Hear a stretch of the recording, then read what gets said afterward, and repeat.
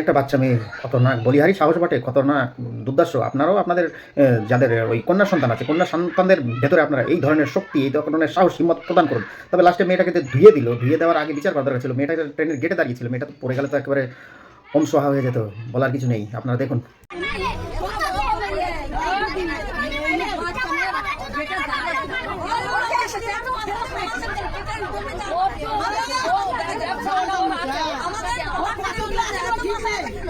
কত লোক পড়ে যাচ্ছিল